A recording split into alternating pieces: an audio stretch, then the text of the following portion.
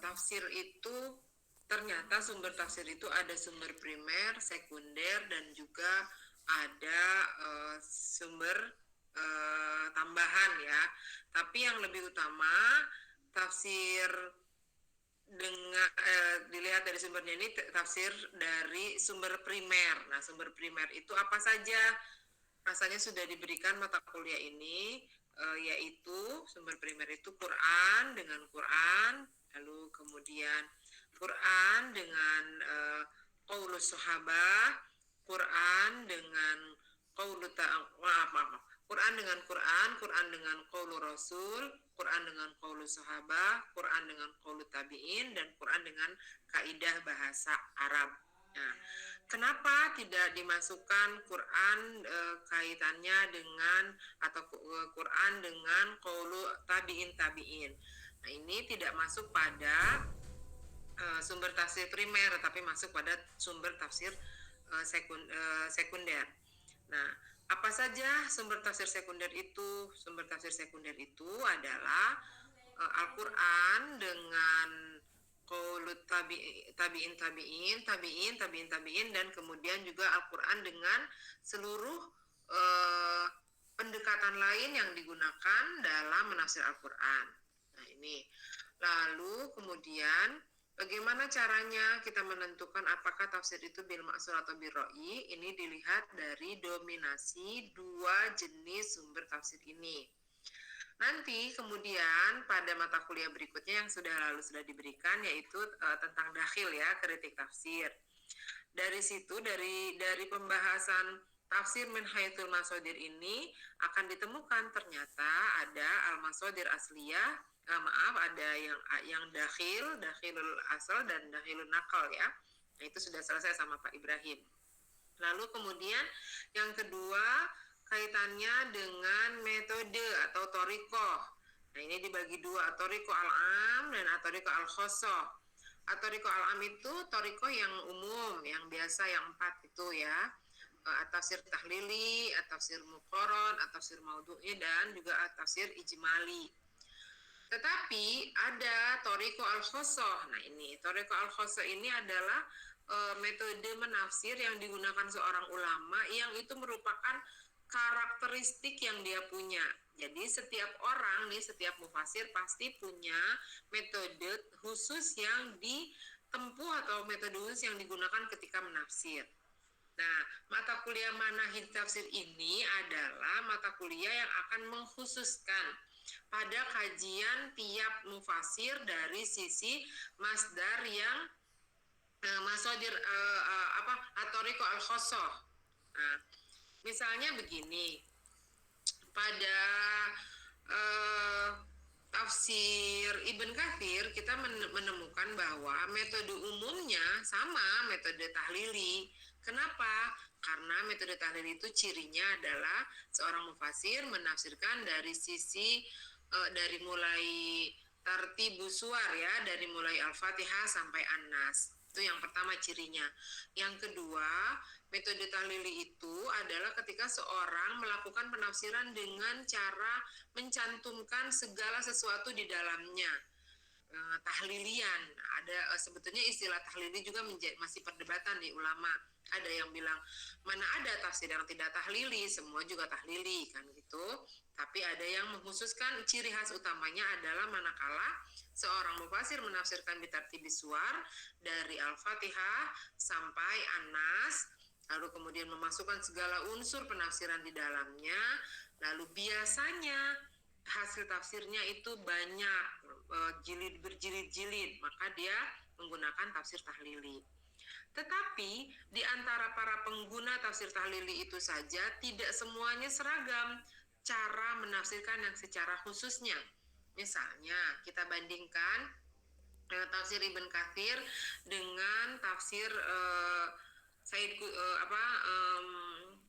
yang paling mencolok yang pernah saya tahu itu tafsir dengan corak fikih siapa Al-Qurtubi, ya, Al-Qurtubi, Jami'ul Ahkam. Jami'ul Ahkam dengan Al-Quranul Azim karya Ibn Katsir itu sama-sama menggunakan tafsir tahlili dengan ciri yang tadi ya. Tetapi pada prakteknya atau pada metode khosohnya, saya melihat ada banyak perbedaan. Misalnya yang pertama pada Al-Qurtubi, dia menggunakan istilah fasal-fasal. Jadi dalam tafsirnya itu beliau menggunakan faslun gitu ya, misalnya min ghuslil wajhi. Nah, atau nanti dia akan cantumkan di dalamnya bagaimana cara membasuh muka dari 4 imam mazhab. Nah, itu sangat dalam dikajinya. Lalu terakhir menggunakan kesimpulan-kesimpulan. Tetapi di Ibn Katsir tidak demikian. Misalnya Ibn Katsir menafsirkan Al-Qur'annya mengelompokkan dulu ayat, lalu kemudian menggunakan riwayat dan segala macam. Atau misalnya kalau dibandingkan dengan yang berbahasa Indonesia nih, tafsir dengan bahasa Indonesia ya, yang kalian mungkin sudah pernah baca, tafsir Quraisy Shihab misalnya dengan tafsir Hamka. Tafsir Quraisy Shihab itu kan tahlili sebetulnya, tetapi dia menggunakan kelompok-kelompok ayat lalu memberikan tema pada kelompok ayat itu, sehingga ada orang yang menyebutnya bahwa dia menggunakan 2 metode sekaligus. Nah, ini salah pendapat seperti ini karena tidak ada satu kitab tafsir dengan 2 metode umum sekaligus. Tetapi yang ada adalah tafsir At-Thariqah Al-Amma dan At-Thariqah Al-Khossah. Nah, ini yang akan kita pelajari di mata kuliah ini. Kelanjutan dari mata kuliah Dakhil. Kalau Dakhil ngomong dari masodirnya, kalau kita ngomong dari dari sisi Thariqahnya. Nah, poin berikutnya dalam metode mata kuliah ini juga kita akan melihat tentang bagaimana sebuah corak tafsir itu terbentuk. Ittijah itu terbentuk. Ittijah kalau orang ada untuk kategorisasi corak tafsir ada 4 istilah yang digunakan ya. Ada ittijah, ada laun, ada madhab, ada madrasah. Nah, ini tetapi yang paling menurut penelitian Pak Badru itu yang paling mendekati kebenaran adalah istilah ittijah, orientasi penafsir. Dari mana kita melihat orientasi penafsir? Orientasi penafsir ini biasanya bisa ditemukan dari 2 hal. Yang pertama, dari saqofah mufassirinnya. Apakah seorang mufassir itu ahlinya apa? Saqofahnya apa? Dia misalnya yang tadi Al-Qurtubi, dia adalah ahli di bidang fikih madhab Imam Maliki ya. Lalu kemudian latar belakang ilmunya juga seperti itu. Lalu kemudian dia juga menulis tafsir dengan tujuan membuat tafsir dengan madhab Maliki ya, dengan pendekatan madhab Maliki. Kenapa? Karena sebelumnya ada tafsir yang ditulis oleh Al-Jassos, yaitu kitab tafsir yang khusus mengusung madhab Hanafi. Jadi di abad kesekian itu, di abad the Golden Age, ada banyak orang menulis tafsir dengan motivasi yang berbeda-beda dan juga dari latar belakang yang berbeda-beda. Nanti pertemuan dari Saqofah dan Hadafu tafsir inilah yang akan dilihat apakah sebuah tafsir itu memenuhi poin pertama, Saqofahnya atau hadafnya. Nanti dari situ kelihatan atau kita bisa mengklaim bahwa ini adalah tafsir dengan pendekatan corak tertentu. Nah, kalau dikaitkan dengan hubungannya dengan mata kuliah Falsafatut Ta'wil yang hari ini diajarkan ya, semester ini, maka ada kaitannya. Apa itu? Misalnya begini, hermeneutika itu selalu membuat kategorisasi 3 pada setiap karya. Pengarang, teks, hasil karangan, dan kemudian konteks di mana karangan itu dibuat. Misalnya saya menulis sebuah buku, lalu kemudian seorang hermeneutis akan selalu berpikir, kenapa seorang Eni Zulaiha misalnya menulis jurnal tentang, banyak sekali menulis jurnal tentang tafsir feminis gitu. Oh, ternyata karena Saqofah penulisnya atau si penulisnya itu memang ahli di bidang itu gitu ya. Lalu kemudian kenapa dia menulis dengan cara pesan apa yang ingin disampaikan? Nah, itu akan terlihat dari dunia pengarang ke dunia teks, dan kemudian akan terlihat juga apakah lingkungannya juga dapat mengadaptasi tulisannya. Seberapa populer itu akan dilihat dari berapa sering disitasi atau berapa sering dikutip. Nah, itu akan dilihat. Jadi selalu triadik ya, kalau hermeneutika itu triadik. Ada pengarang, ada dunia pengarang, teks, kemudian konteks, dan itu akan selalu terhubung, triadik. Kita nggak bisa menilai sebuah karya itu dengan tidak melihat 3 unsur ini kalau hermeneutika. Nah, kaitannya dengan mata kuliah ini, mata kuliah Manahijul Mufassirin ini, kita akan melihat poin posisi pengarang, teks, dan kemudian pengaruhnya atau konteksnya. Nah, ini penting. Oleh karena itu dibutuhkan keterampilan ataupun analisa yang tajam yang harus melihat pada karya-karya langsung dari tokoh-tokoh yang akan kita pelajari. Kita nggak bisa claiming misalnya Quraisy itu Syiah gitu misalnya gitu, tapi kita tidak bisa menunjukkan kesyiahannya. Nah, bahkan mata kuliah ini juga bisa mengkantar beberapa pendapat orang yang salah tentang kitab tafsir tertentu dan juga tentang tokoh tertentu. Karena kita bisa membedahnya dari yang tadi itu ya, dari metode khususnya tafsir itu hadir di masa seperti apa dan ditulis oleh siapa. Nah, sampai batas ini ada yang mau ditanyakan? Antara hermeneutika dengan Manahijul Mufassirin, Ibu, pasti ada saling keterkaitan ya, Bu ya? Seperti yang diceritakan tadi oleh Ibu antara pengarang, teks, dan pengaruh terhadap teksnya. Teks, ya. Ya, betul. Jadi sebetulnya setiap mata kuliah ini beririsan. Untuk apa? Untuk memperoleh capaian pembelajaran atau CPL istilahnya ya. Apa itu CPL-nya yang ditetapkan oleh Kemenag itu?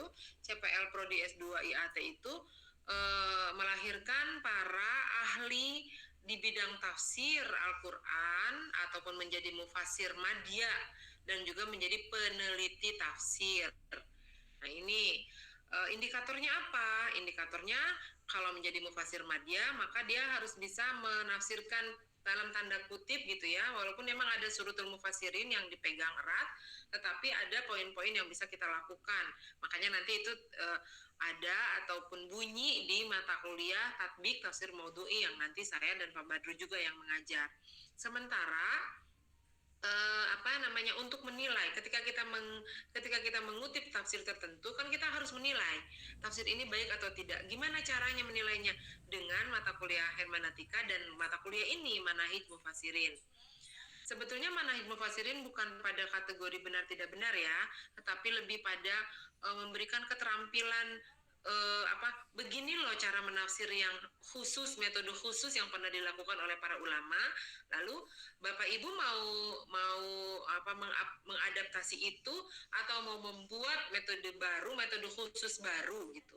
Tetapi kita tetap bisa bernaung pada metode amnya.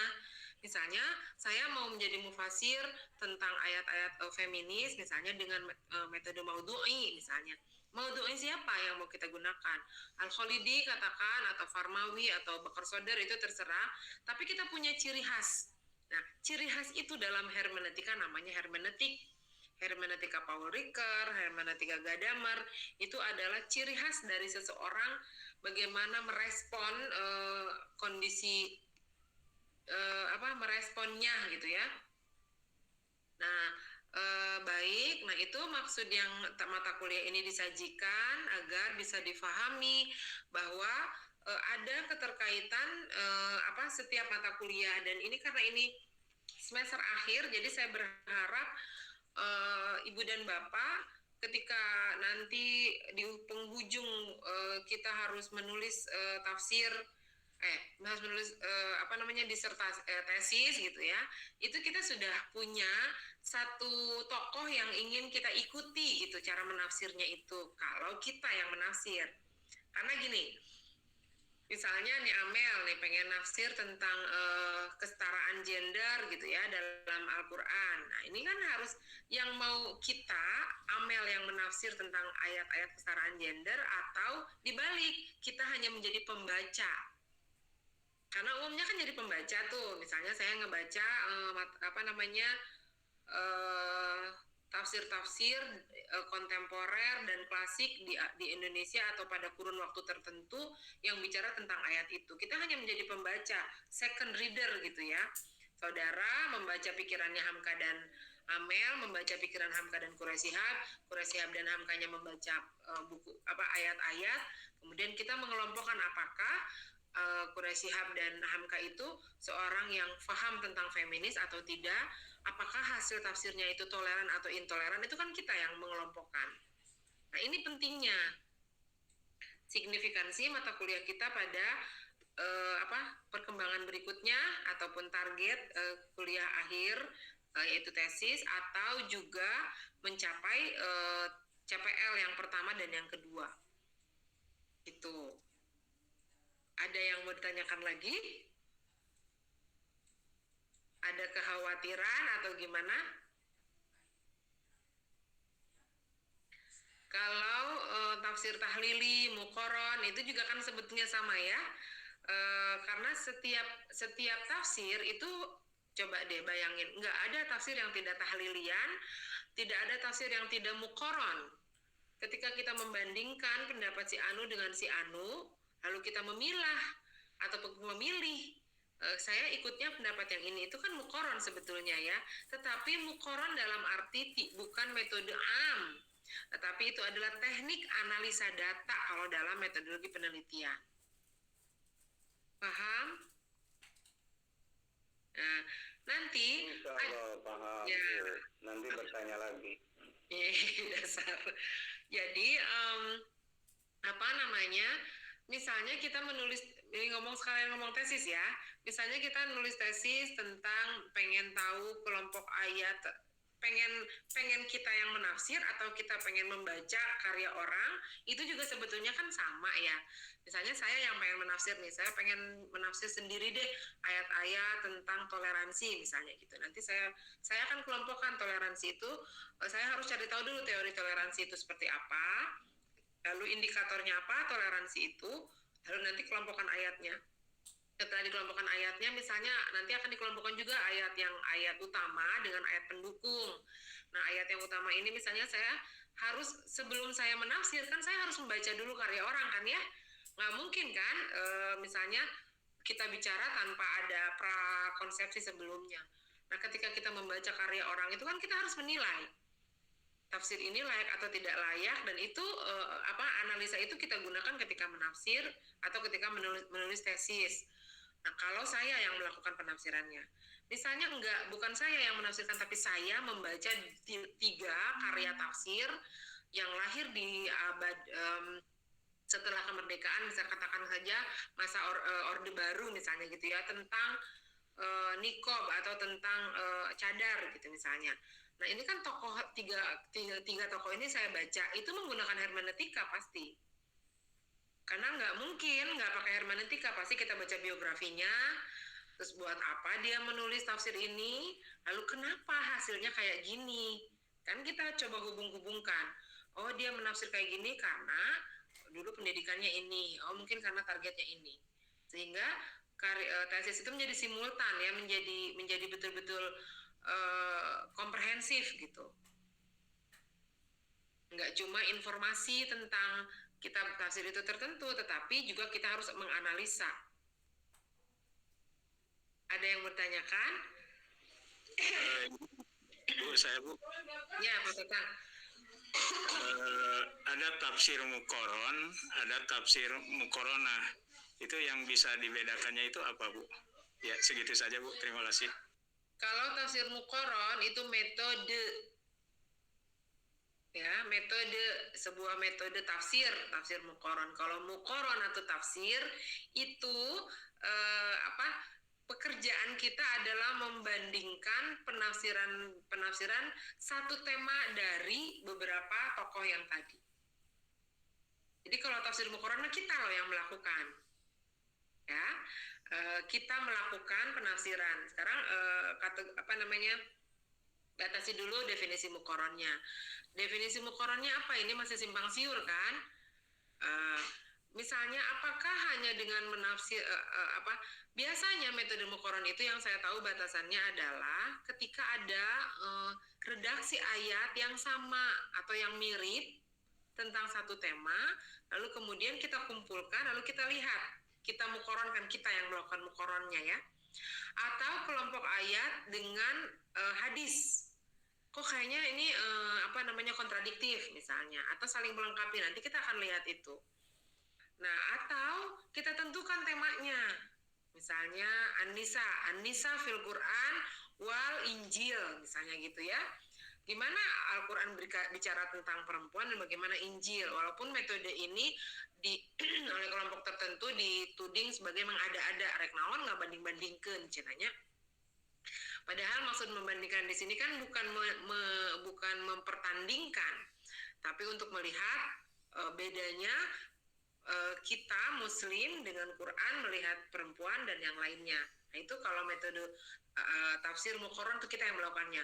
Tapi kalau muqaron atau tafsir itu seperti muqaronatul madzahib ya, sama ya, yaitu membandingkan kitab-kitab tafsir tertentu dari seluruh sisinya. Kayak yang tadi misalnya sama-sama muqaron, sama-sama tahlili, tetapi beda cara melakukan metode khususnya. Sama-sama tafsir di abad Orde Baru, sama-sama mufasirnya dari Mesir, dari Sumatera, misalnya tafsir Mahmud Yunus dengan Hamka, tetapi berbeda pada isu yang dilakukan ataupun cara menyampaikannya, dan memang substansinya berbeda antara tafsir Mahmud Yunus dengan tafsir Hamka walaupun sama-sama orang Sumatera. Nah, nanti akan terlihat tuh perbedaannya. Perbedaannya diakibatkan dari apa? Oh, ternyata ini Hamka mah aktivis, Mahmud Yunus mah akademisi gitu ya. Hamka mah menulis dengan bebas, kalau aktivis kan bebas. Sementara akademisi menulis dengan batas-batas dan juga pola-pola tertentu yang tidak sebebas orang-orang aktivis menulis tafsir. Misalnya seperti itu. Gitu Pak Tatang. Ya, terima kasih Bu. Ya. Ada lagi yang mau ditanyakan? Saya belum ketemu silabusnya karena laptopnya ganti lagi. Nanti pokoknya ketemu siang ini insya Allah. Lalu kita ngomong soal tugas ya Pak ya. Ibu Bapak, tetap saja kita harus membuat makalah-makalah yang didiskusikan di setiap minggu, tetapi mungkin saya akan memberikan dulu prolog tentang caranya gitu ya, teorinya seperti apa, sehingga Bapak dan Ibu punya bayangan melakukan kajiannya seperti apa. Nanti saya akan ngambil contoh yang sudah saya siapkan itu kitab tafsir Asy'arawi yang ada di saya, PPT-nya sudah saya buat, tapi nanti saya lihat. Jadi ceritanya laptop saya itu pecah kacanya yang dulu, lalu kemudian diservis lah, sudah benar diservis, tapi kacanya tetap pecah, jadi nggak bisa touchscreen gitu ya. Lalu kemudian saya ganti, selama diservis itu bukan minjem, pakai laptop yang dulu pernah saya kasih ke anak saya udah beli laptop baru ceritanya, maka itu kan datanya bersimpang siur tuh di sana di sini gitu ya. Nah, terakhir ini saya dapat hadiah laptop dari Pak Badru. Laptop baru ini. Alhamdulillah. Masya Allah. Alhamdulillah. Bimbingan Ibu. Iya, alhamdulillah ini dapat laptop baru. Tiba-tiba Pak Badru ngajak ke BEC karena BEC-nya sudah bisa masuk ya. Sekarang mah Pak Badru tuh HP-nya rusak gitu, ngeheng. Waktu di rumah saya jatuh sebetulnya. Jadi ceritanya mau cari laptop. Cari handphone. Ternyata udah ada, dapat handphonenya, terus dia lihat-lihat, yuk cenah orang melari laptop, saya nggak paham itu buat saya ya. Ya saya mengkondisikannya untuk beliau gitu, Pak, yang touchscreen aja, yang gini, nu hampang, nyasok cenah, yang nu eni bogoh kan gitu istilahnya. Udah pas saya dapat ini, Pak, kata saya mah ini udah representatif lah. Laptop ini nggak terlalu mahal tapi juga kualitasnya bagus dan bla bla bla gitu. Sok weh katanya gitu. Udah dibayarkan sama beliau pulang kami kan. Nah pas sampai rumah ditinggal. Nah, Saya kan telepon, Pak ini laptopnya ketinggalan di ruang makan rumah saya karena emang naruhnya di situ. Terus kata beliau sengaja ditinggal katanya. Kenapa sengaja ditinggal kata saya? Apa nanti istilahnya kalau bahasa Sunda mah nanti memberi dengan kasih sayang teh naon? Mahugi bukan? Istilahnya teh. Udah ini saya. Ya mahugi ya istilahnya ya. Bikin kejutan ya bunya. Udah cina karena istilahnya tong ciri kue gitu. Tadi udah sok sekarang punya laptop baru. Udah jadi ya udah alhamdulillah. Saya baru hari ini nih pakai karena memang sudah diinstal udah segala-gala awalnya memang saya udah kondisikan biar beliau tinggal pakai gitu. Tiba-tiba dia bawa lagi laptop yang lama, laptop beliau. Lalu kemudian panginstal ke nu ieu gitu karena ya sebetulnya masih bagus.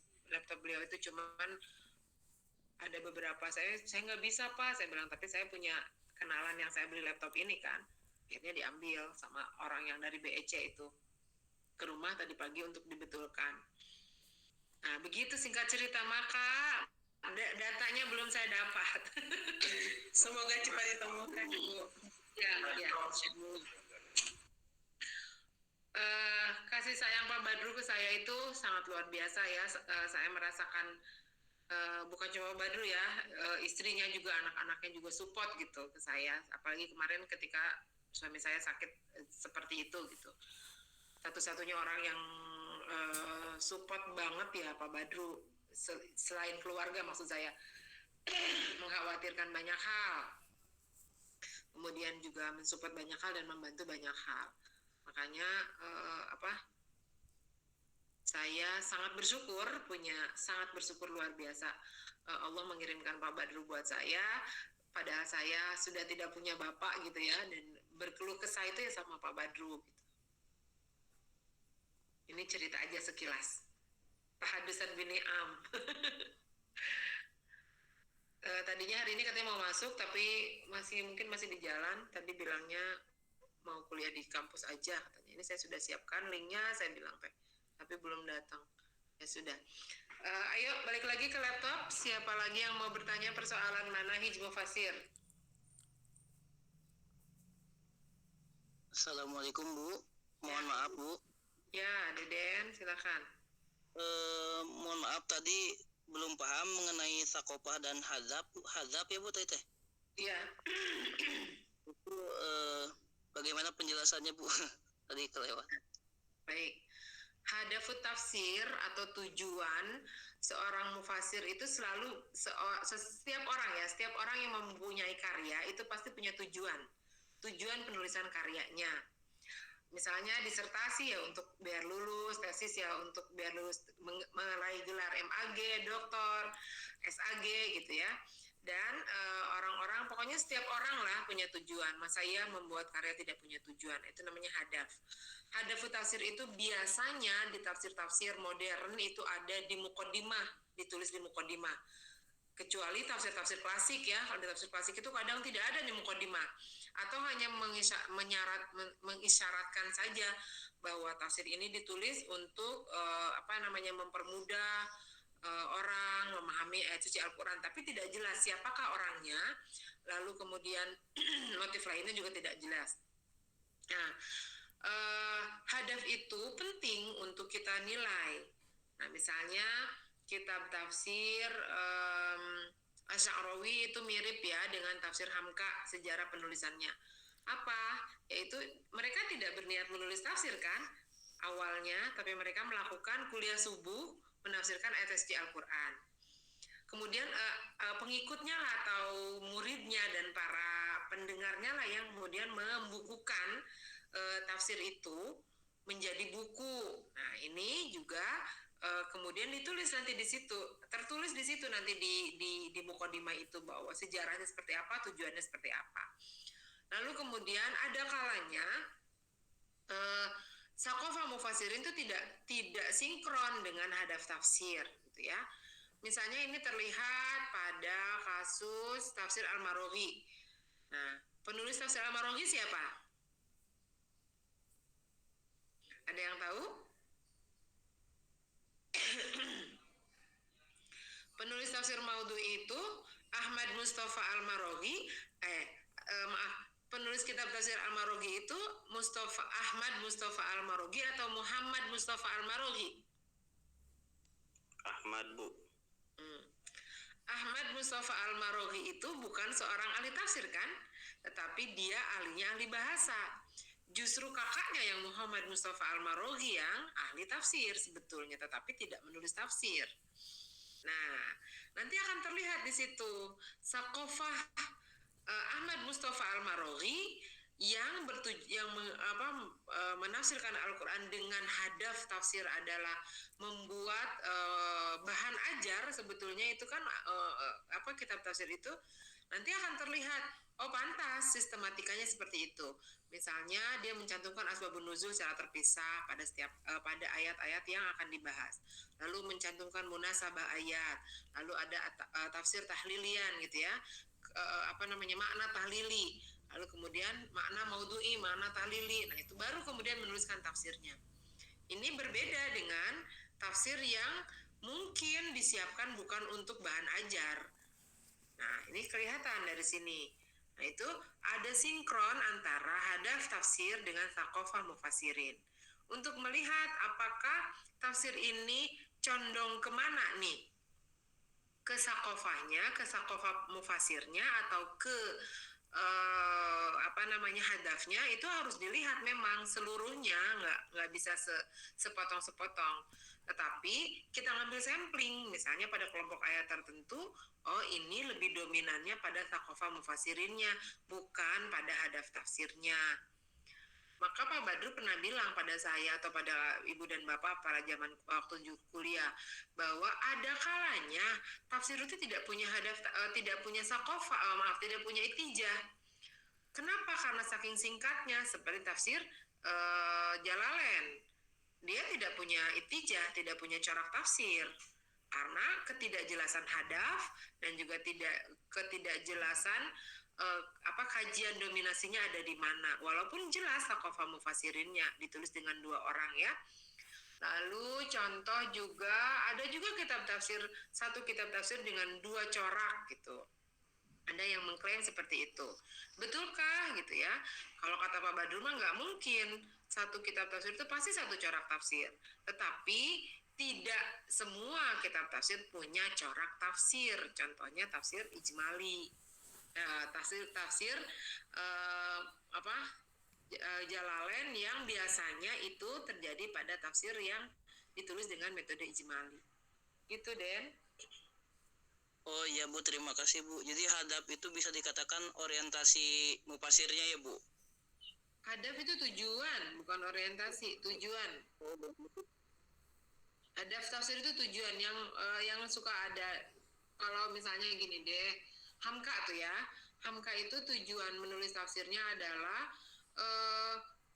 memberikan pengetahuan tentang Al-Quran, kandungan isi Al-Quran pada pemuda Indonesia yang tidak bisa bahasa Arab. Itu tujuannya. Saqofahnya, saqofah mufassirinnya, Hamka itu siapa? Sebelum dia menulis tafsir, dia adalah seorang pujangga.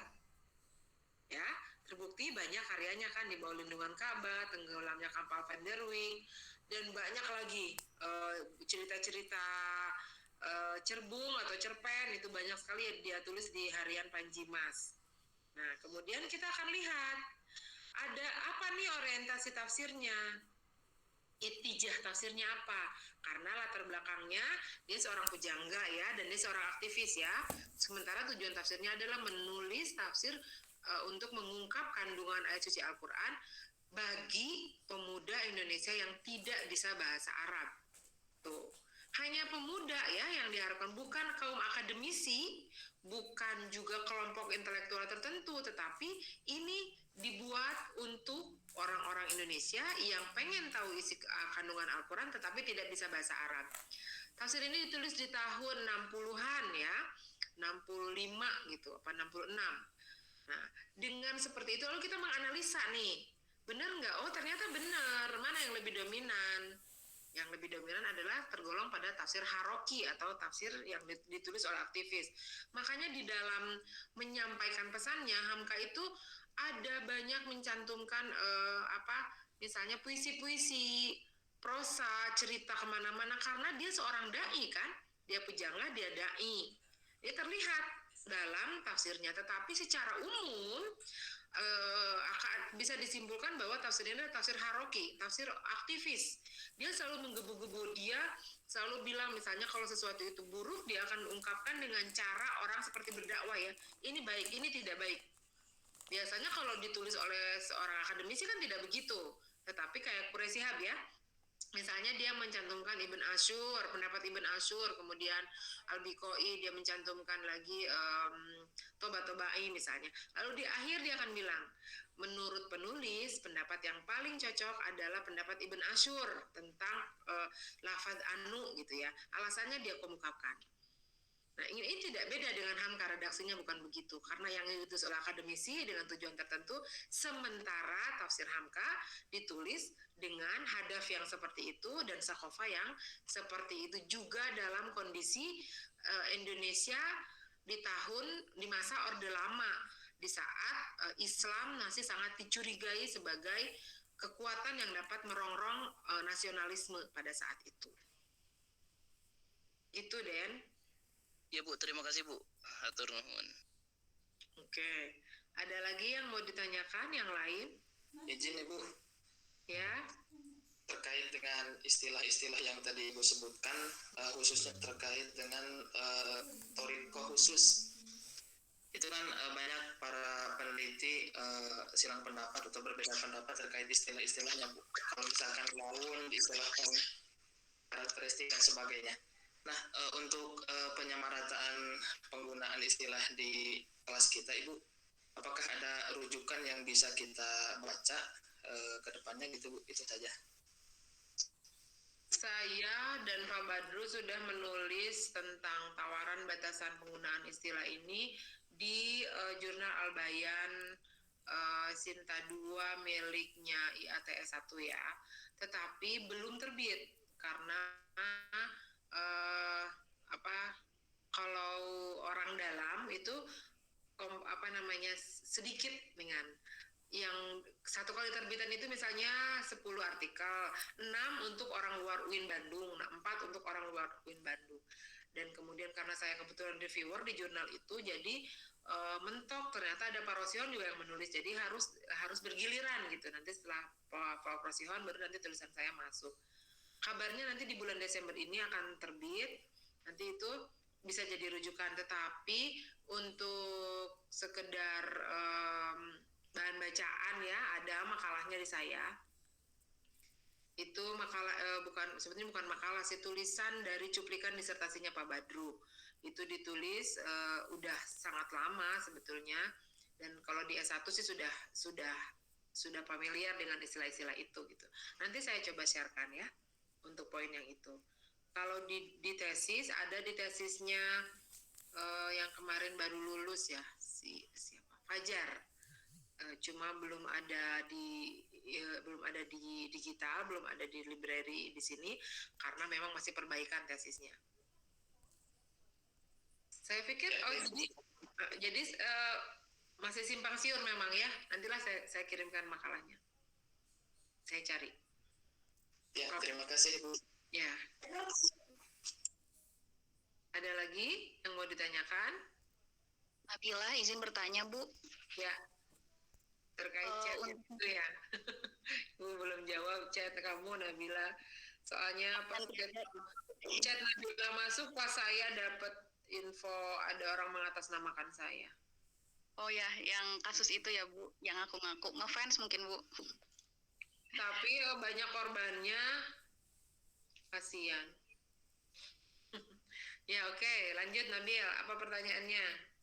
Ini mengenai agar kita mengetahui manahij mufasirun dalam sebuah kitab itu, apakah kita mengetahui dengan yang tadi yang secara hermeneutis pengarang teks dan konteksnya, juga dari metode khususnya, juga hadaf sakofahnya, atau ada sisi lain gitu Bu untuk mengetahuinya. Dan kalau misalkan manahij si tafsirnya itu sudah diketahui, apakah ada pengelompokan, misalkan ini kelompok manhaj tafsir apa seperti itu, ataukah cukup dikategorikan saja gitu?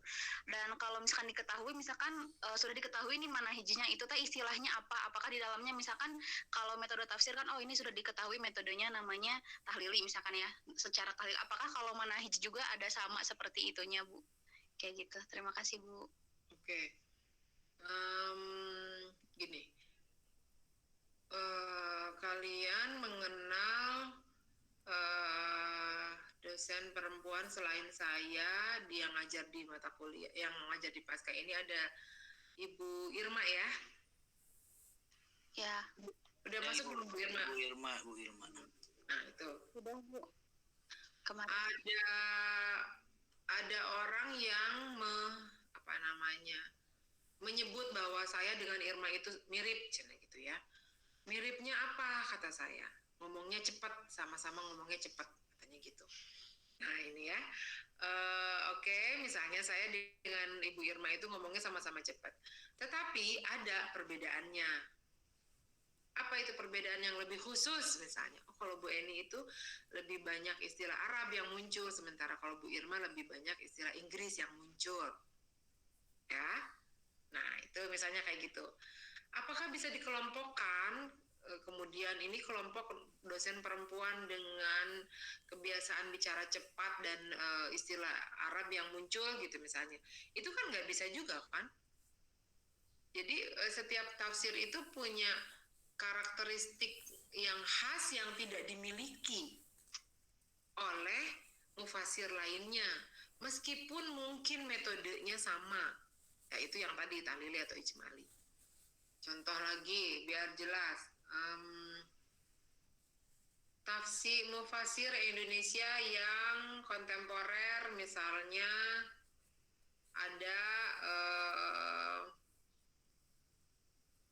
antara misalnya Kiai Hussein Muhammad ya dengan Musdah Mulia misalnya. Mereka kan dua-duanya feminis ya. Yang satu laki-laki Kiai, yang satu akademisi Profesor Musdah Mulia.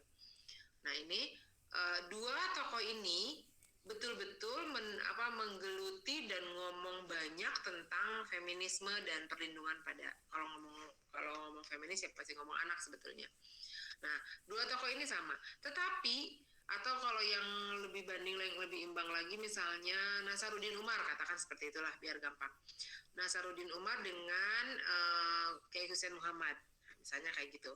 Dua-duanya laki-laki, dua-duanya pengkaji feminis, yang dua-duanya tokoh nasional, cuma yang satu profesor, dia akademisi, yang satu aktivis ya Kiai Hussein. Nah itu misalnya ini dua-duanya ngomong soal feminis, tetapi dan kemudian keduanya menggunakan pendekatan feminis juga dalam mengkaji tafsir. Tetapi akan terlihat beda yang jauh antara hasil penafsirannya Prof. Nasaruddin Umar dengan Kiai Hussein Muhammad. Apa bedanya? Kalau Nasaruddin Umar, referensi yang dia rujuk itu kebanyakan yang bersifat ilmiah dan filosofis. Misalnya kitab tafsir Wahab al-Zuhaili yang digunakan untuk merujuknya, kemudian kitab tafsir yang biasa digunakan oleh kitab tafsir akademis ya. Tetapi kalau Hussein Muhammad tidak, dia menggunakan beberapa kitab klasik yang lama gitu, yang kadang pendapat yang dikutip itu bikin kita terperangah. Oh emang Al-Alusi ngomong begitu tentang balik. Oh emang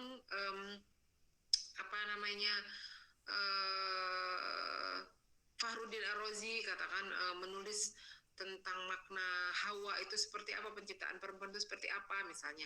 Itu saya dapati dari beda stressing ya.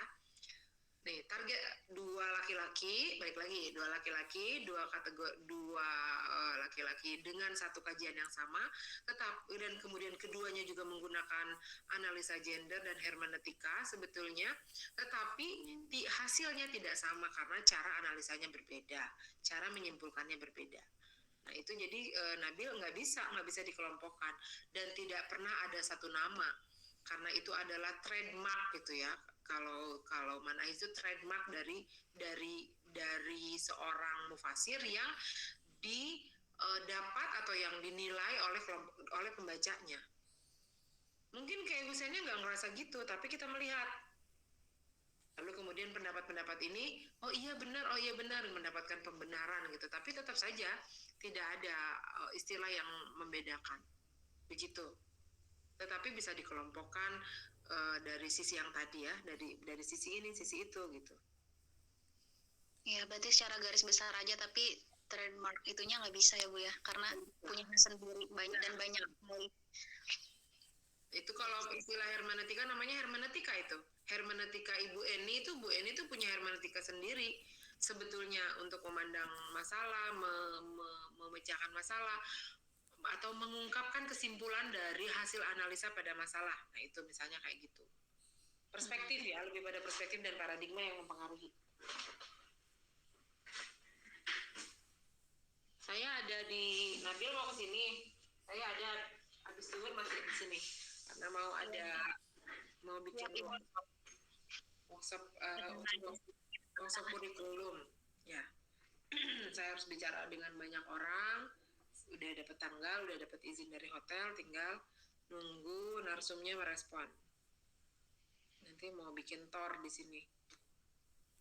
Ada yang mau ketemu saya boleh hari ini untuk konsul tesis ya, proposal tesis agar segera di UP-kan. Ya, proposal tesisnya.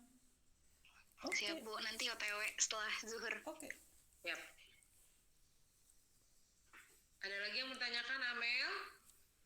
Sampai mana tesismu? Proposal tesis? Mas Pur.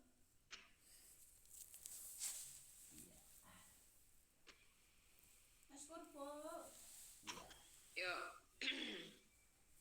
Kemana ini Bu Ahmad? Aku ada, tapi senyum-senyum. Tidak bisa menjawab dari masih di situ. Yang lain. Ada yang mau bertanya? Deden sudah tadi. Ihsan Nur Sidik nih, gimana kemarin proposal tesisnya masih kurang jauh gitu kurangnya ya. Ihsan mana coba on cam? Halo?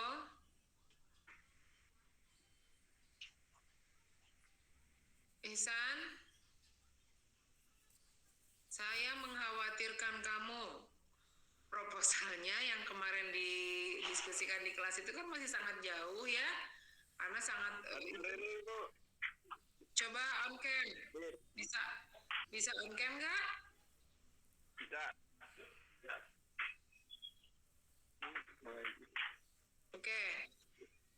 Proposal tesismu yang lalu itu masih sangat jauh dari kategori proposal tesis IAT ya. Saya berharap ada perbaikan, lalu konsultasikan pada saya. Kapan mau konsultasinya atau gimana?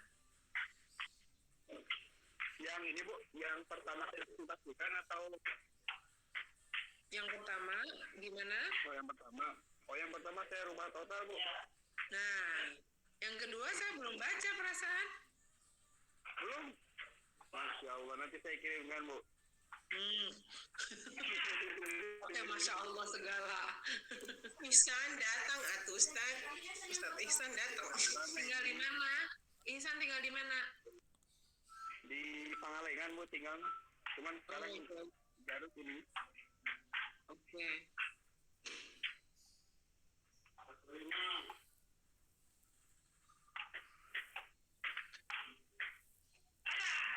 Ada yang bertanyakan lagi pada saya? Yang dulunya dari sastra Arab ini harus banyak ini ya, harus banyak baca, lebih banyak gitu. Karena ya seharusnya mah ada unfullen kali ya untuk orang-orang yang backgroundnya bukan ilmu Al-Quran, tetapi karena tidak ada kebijakan unfullen, jadi ya kita yang harus mengunfullen diri sendiri. Unfullen itu apa sih? Baca buku tentang ilmu Qurannya lebih banyak lagi gitu, dari mulai dasar sampai intermediate sampai yang apa namanya yang paling tinggi, yang apa, yang excellent. Jadi nggak kelamaan gitu nyambunginnya. Pak Tatang nih bukan orang ilmu Quran, harus baca banyak ya Pak Tatang.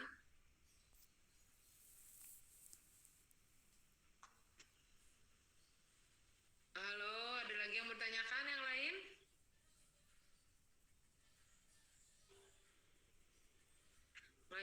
Kalau ngajar di pasca tuh enak, sepi gitu ya saya tuh, tapi suka banyak tamu. Kalau di rumah crowded, ada suara ayam, ada suara burung, ada suara orang jualan gini kan. Yuk, mumpung saya di ini nih. Ini Ibu, maaf, dulu itu Ibu sempat nge-share silabus Manahij. Ini sudah saya download, kemudian saya lihat ada 14 kitab yang akan dikaji Bu ya. Ini di saya ada Bu. Dimulai dari Asy'ari sampai Muhammad Quraish Shihab. Nah, itu kalau dibagi sama kelas A itu kan ada 15. Kemungkinan kurang satu Ibu. Apakah kita yang menambahkan atau bagaimana? Tokohnya kurang satu. Ya, tokoh yang dan kitabnya. Nanti saya lihat lagi ya.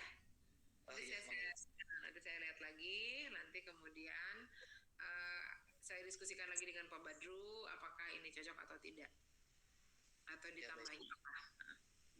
Ya, bukan soalnya ini kalau sudah di-share suka langsung dibagiin gitu Bu, nge-booking kitabnya Bu. Jauh-jauh hari. Tenang Ustaz, tenang. Satu tema 2 orang. Yang penting mah satu tema 2 orang dan dikerjakan oleh 2 orang ya, tidak saling andel gitu. Oh iya, konfirmasi ini yang cuti siapa aja? Fajar aja? Iya Bu, di kelas B Fajar aja. Di kelas A? Di kelas A itu Lutfi Ibu. Kemarin kan semester kemarin, sekarang juga Lutfi Ismail. Oh, jadi semester ini juga cuti lagi? Ya, betul Bu. Wah, iya sudah. Wiana Ismail ya, Ustaz ya? Perempuan apa laki-laki sih? Laki-laki Bu. Oh. Oke.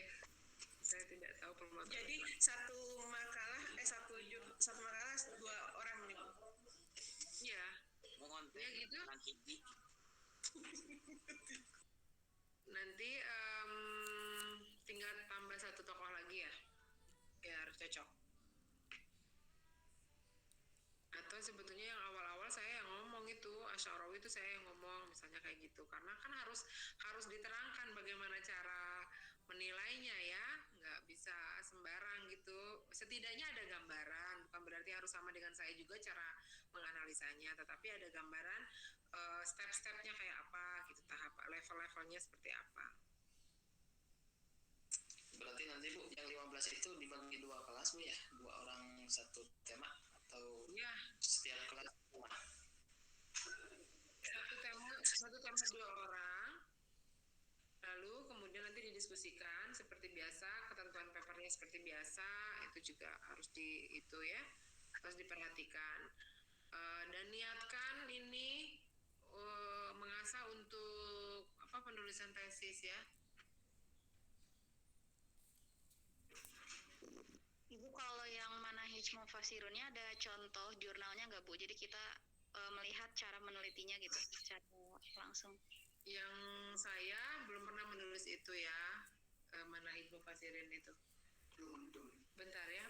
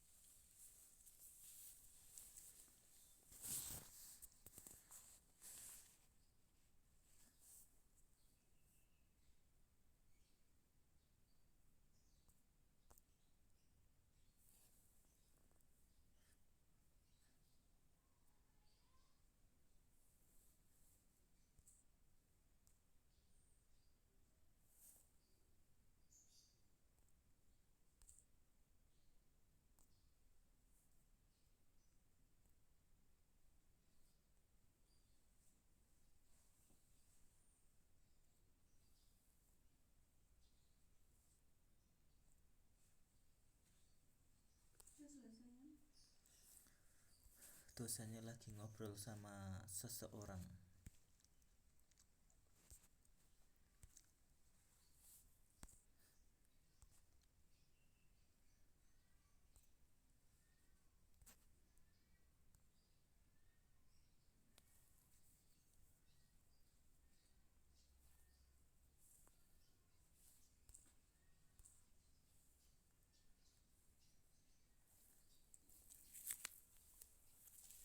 Bisa.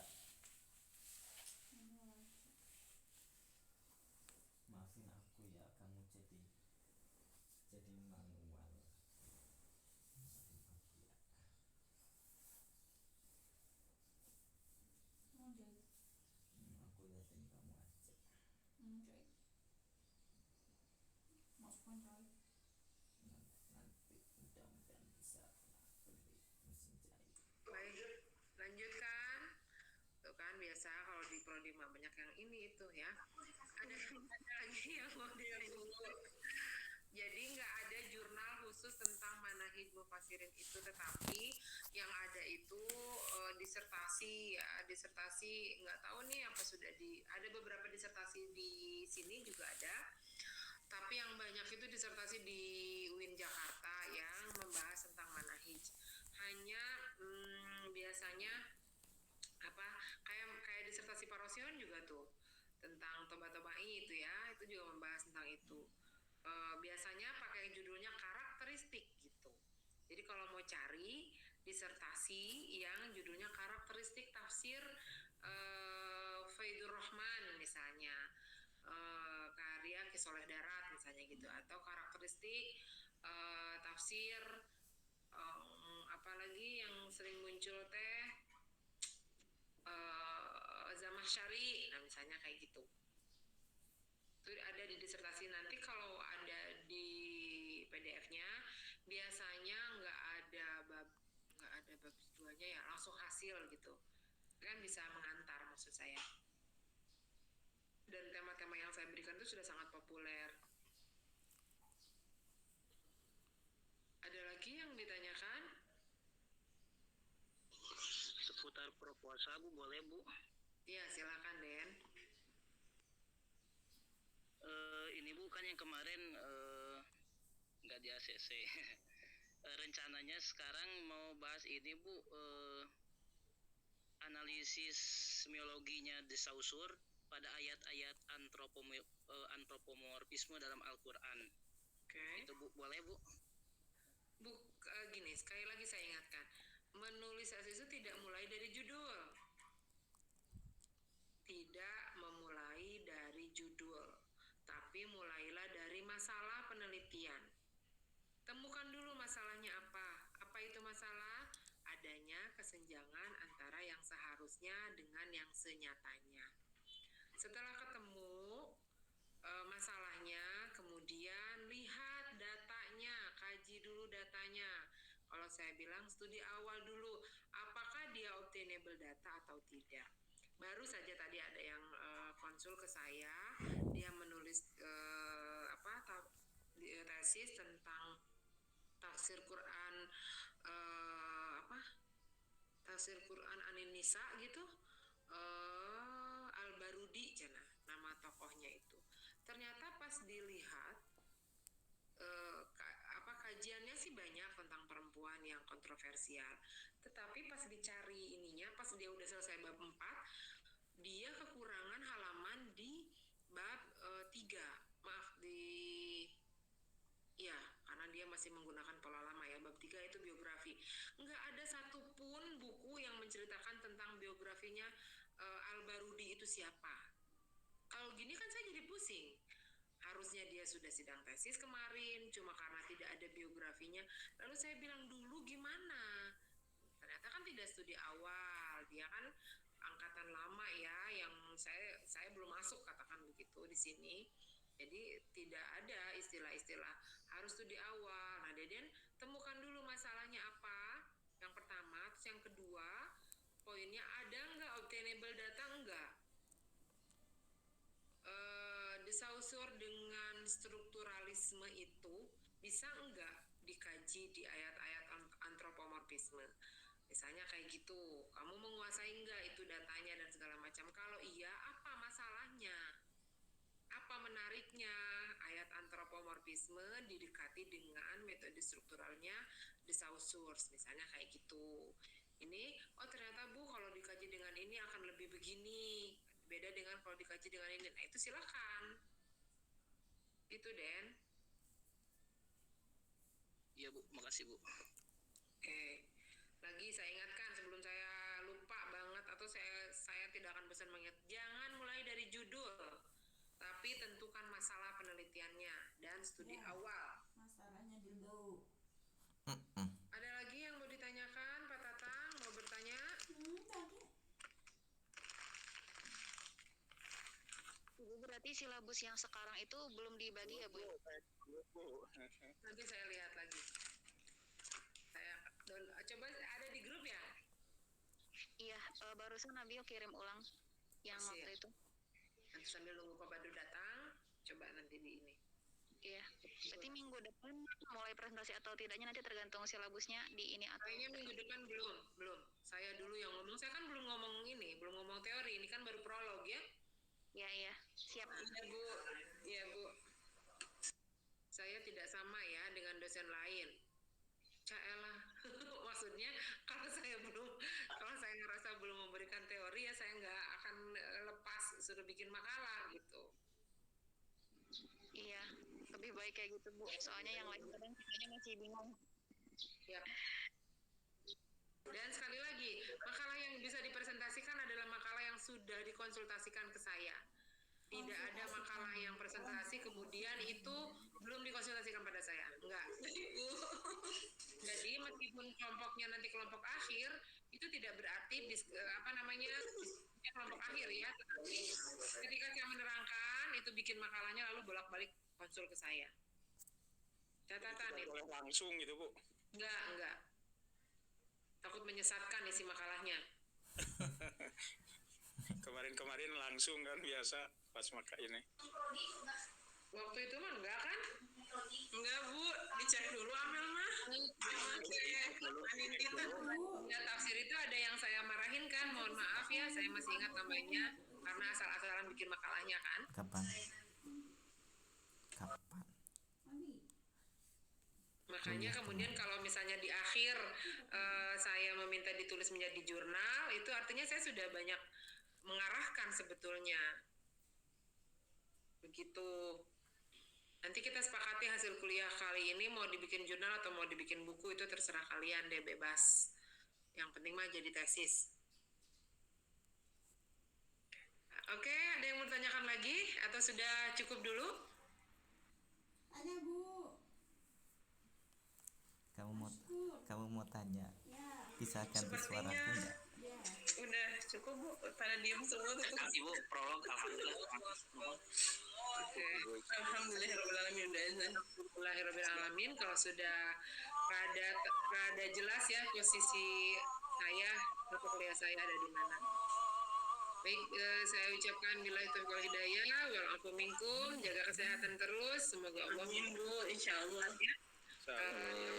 Sehat dan akreditasi masih terus dipersiapkan karena belum ada informasi kapan kita akan asesmen lapangan, tetapi sudah banyak data-data yang masuk, hanya mungkin harus mengupload lagi beberapa hal di internet ya. Nabil bikin video YouTube yang kemarin diperintahkan, itu coba koordinasi dengan Dindin dan juga Ruslan. Iya Ya Bu. Bil ya. Ya, biar cepat ada gitu, biar nanti awal Oktober ini kita simulasi, karena nanti pertengahan Oktober saya mau ke Ternate ada STQ nasional 10 hari. Kayaknya nggak bisa ngerjain akreditasi gitu. Ya Bu, kalau ada yang bisa dibantu kabari aja. Sip, kasih. Ya, udah ya. Assalamualaikum. Waalaikumsalam.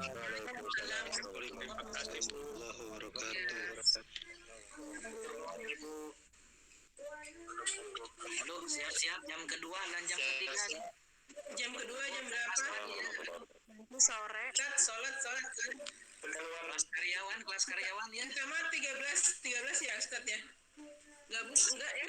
Ayo waktu sekarang gekoy ulah sekedap. Kita enggak gabung. Aduh, kasih eta mah Kang Deden mah. Mangga sadaya